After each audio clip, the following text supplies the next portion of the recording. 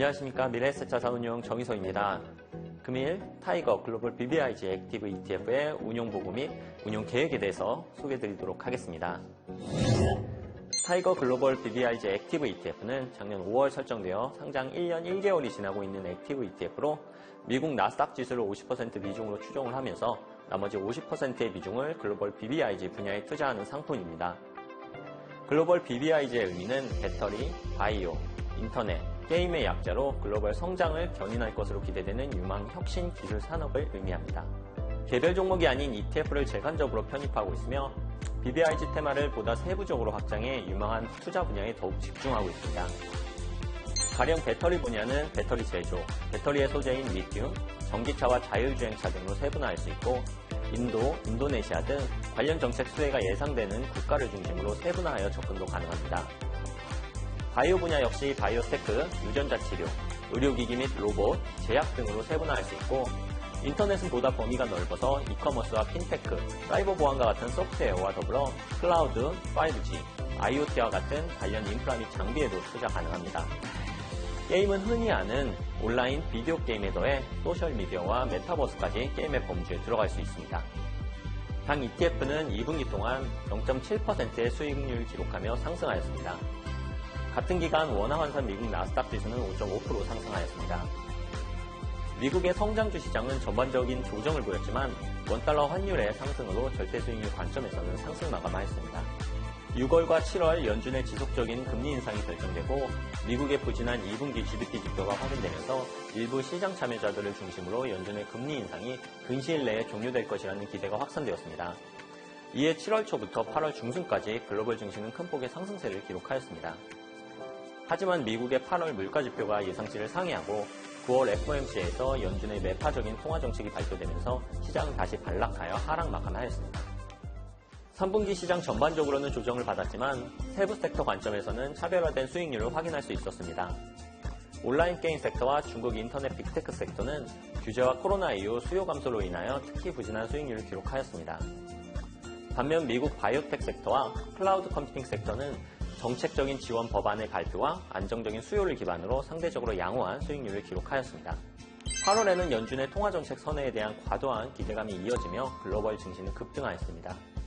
이에 중국 전기차 산업, 중국 인터넷 산업, 미국 모바일 결제 산업 등 상대적으로 펀더멘털이 약한 산업들을 일부 차익 실현을 진행하였습니다. 9월에는 미국 여행 테크 기업을 신규 편입하였습니다. 우버, 에어비앤비 등 여행 플랫폼의 경우 불황기에 오히려 운전자, 임대인이 증가하는 흐름을 보이며 영업 환경이 개선되고 있고 강달러를 기반으로 한 미국인들의 유럽 여행이 급증하며 유럽 여행 관련 산업 역시 양호한 실적 흐름을 기록하고 있습니다. 글로벌 불황 리스크에서 상대적으로 높은 방어력을 기대할 수 있다고 판단하고 있습니다. 최근 연준의 매파적인 통화정책과 글로벌 경기 침체 우려로 글로벌 증시가 큰 폭으로 하락하면서 주요 시장의 밸류에이션 역시 큰 폭으로 하락한 상황입니다. 대표적으로 미국의 PER과 PBR 지표가 10년 평균 수준 대비 약 20% 이상 할인받고 있습니다. 통화정책과 경기 사이클의 변화가 부정적으로 작용하고 있는 것은 사실이며 해당 리스크는 이미 증시의 상당 부분 반영된 건 역시 사실이기에 현 시점은 부정적인 매크로 환경이 조금이라도 완화된다면 오히려 증시는 큰 폭으로 상승할 수 있는 밸류에이션 수준이라고 판단하고 있습니다. 미국 선물시장 역시 2023년 이후 점진적인 금리 인하를 전망하고 있으며 추가적으로 CPI 지표가 기대 이상으로 하락한다면 보다 이른 시기에 통화정책 경로의 변화가 발생할 수 있습니다. 따라서 시장의 변동성이 확대됨에 따라 보수적으로 포트폴리오를 운영할 계획이지만 동시에 적극적으로 하이섹터 내 알파 요인을 발굴하여 투자할 계획입니다. 유망 업종으로는 가장 먼저 전기차 산업에 대해 지속적으로 높은 비중을 투자할 계획입니다.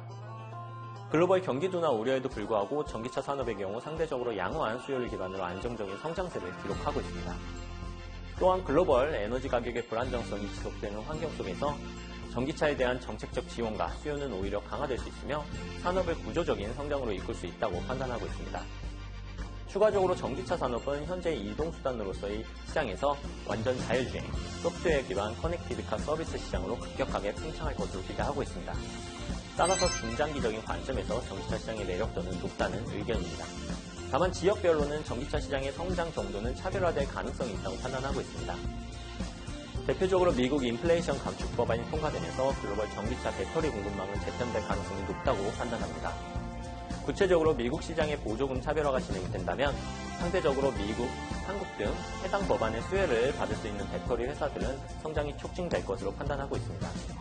따라서 현 시점에서는 미국, 한국 등의 전기차 배터리 회사들이 상대적으로 성장성이 높다고 생각하고 있으며 향후에도 글로벌 정책 변화를 면밀하게 파악하여 포트폴리오를 운용할 계획입니다.